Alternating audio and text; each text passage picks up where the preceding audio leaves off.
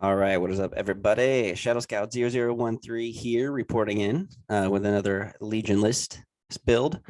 And this time I've kind of made it a little different. I've actually pre-made the list so that way you can kind of see what I've done and I can kind of explain it a little bit more in detail. And then if there's any changes that I need to make or I think I should make while explaining it, I'll probably will because I just kind of put it together on the fly because I really like Iden a lot. So I wanted to create another list with her. But I'm going to create maybe like a more offensive kind of like up close versus like more offensive range. And then I could do kind of a defensive style maybe with her, but um, yeah, I just like her because she's very versatile. So here's one of the lists that I put together. Now it's kind of stacked. You can kind of on their on the main guys, but you can readjust any points that you wanted to if you liked the build. But here it is. So you have Iden Versio with situational awareness and offensive push with her repeater and ID 10.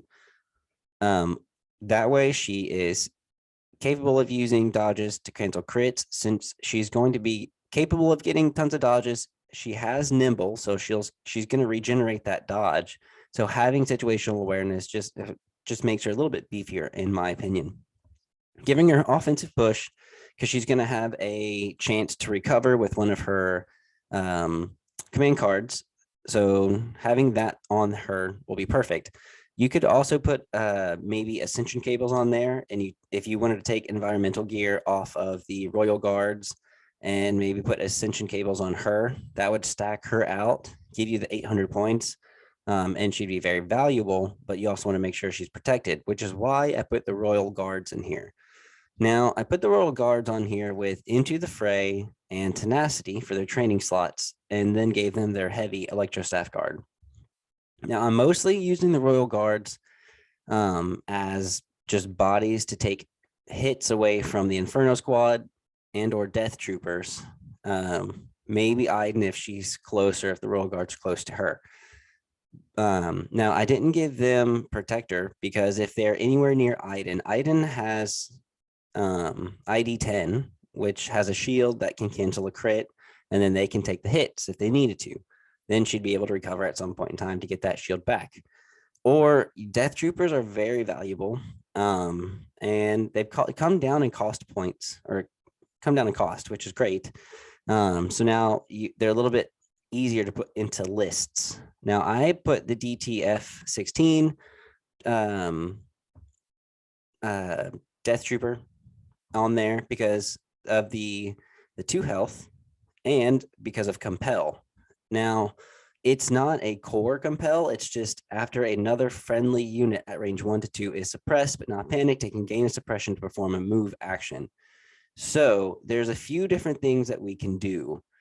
If we wanted to, we could give Inferno Squad maybe instead of offensive push, give it endurance and then take away the ascension cables or anything like that on them if you needed to, and gave them something else. Because with the DTF 16, you can compel Inferno Squad, which will have courage 3 because of Gideon. Because Gideon, what we'll do is your courage is increased by 1. So they already have courage 2, so you're going to have courage 3. Iden Versio has courage 3, so suppression is not going to be like the biggest deal, but it's going to be great.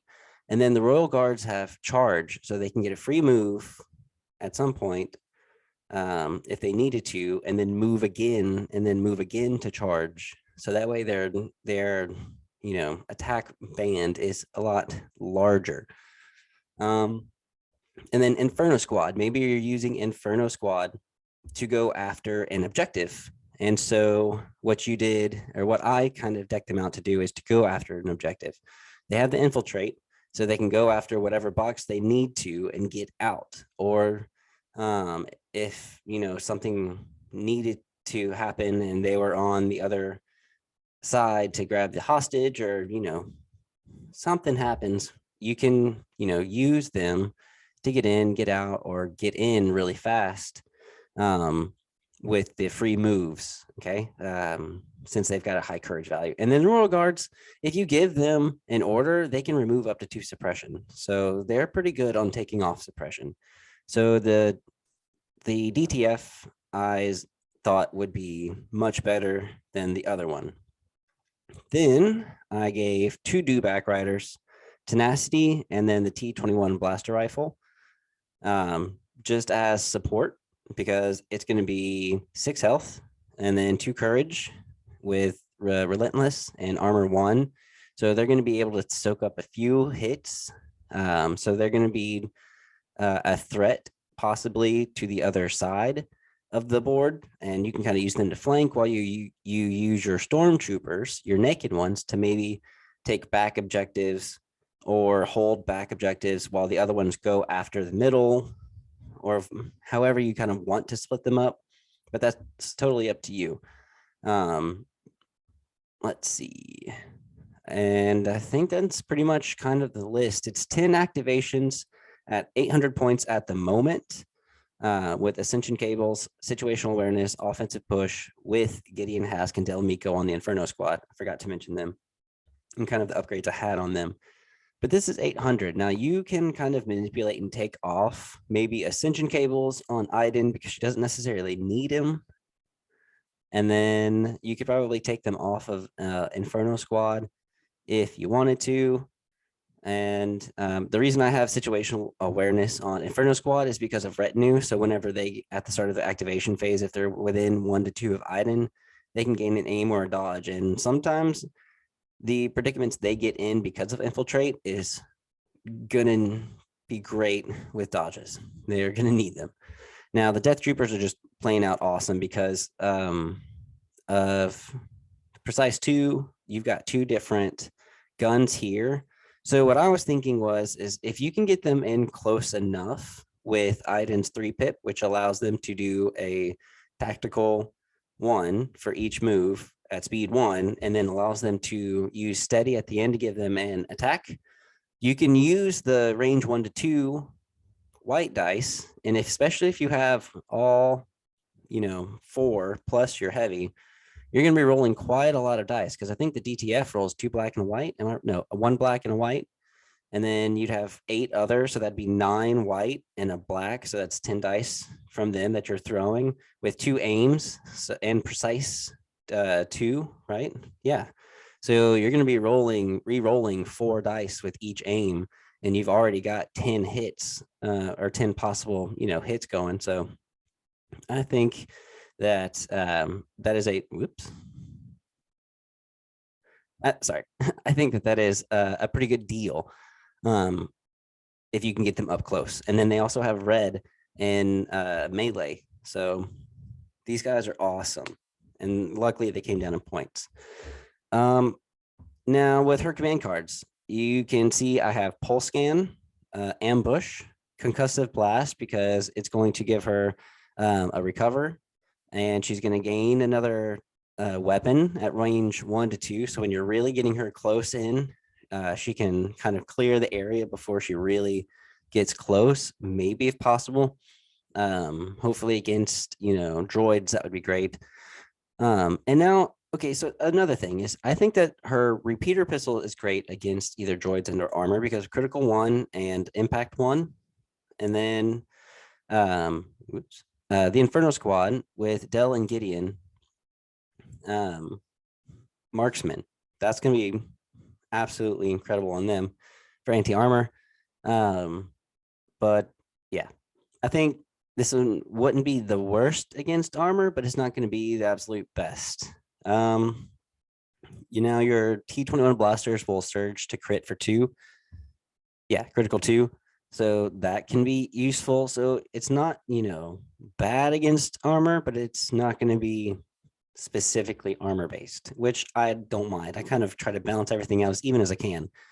And then push as the second 2-pip, and then tactical strike, definitely. And then assault, so that you can give possibly Iden Versio, the Royal Guards, and the Inferno Squad, or Iden Versio, Inferno Squad Death Troopers, or Inferno Squad Death Troopers and Electro Staff, whatever you need, especially if you maybe took away offensive push and gave her the seize the initiative.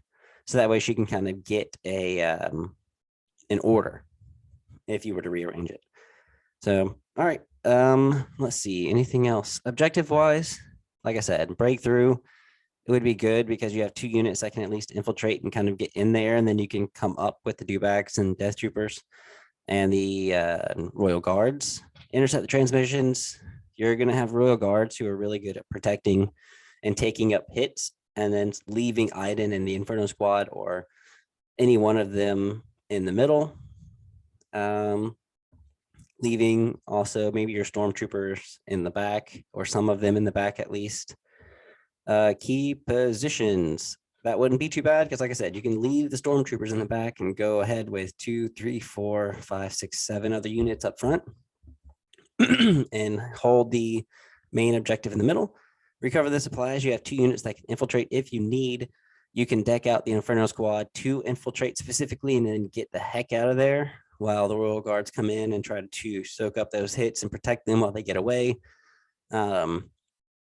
It's kind of up to you. Iden can do it if she needs to. Maybe you want her to be more melee-ish, and give her tenacity instead of offensive push. And then a way that she can also get in with the gear and then get out, just in case you think she's going to get stuck, you can give her the tenacity. So that wouldn't be such a bad idea. And then sabotage the moisture evaporators. You've definitely got a ton of stormtroopers that can, like I said, stay in the back, and you use everyone else to kind of shield them. That wouldn't be such a bad idea. And then, or you can maybe infiltrate in and prevent them from trying to get the back objectives of their own with the Inferno Squad and Iden, while you use the Royal Guards to protect the Death Troopers, and who can compel the Dewback Riders to do another move. And that's another thing. That's another friendly unit you can compel, are the Dewback Riders. So, and they have Relentless. So in case you need to do an extra move to get just a little farther, without having to use Spur, then that could really come in handy. And then hostage exchange, you have plenty of naked stormtroopers that can just run, while the other stormtrooper units come in to kind of protect, or you use the Royal Guards to protect your hostage, and then maybe everyone else go after them. Bombing run, that would be pretty hard to do with Dewback Riders or anyone else. Maybe you can, spur them like crazy and, compel them to move forward.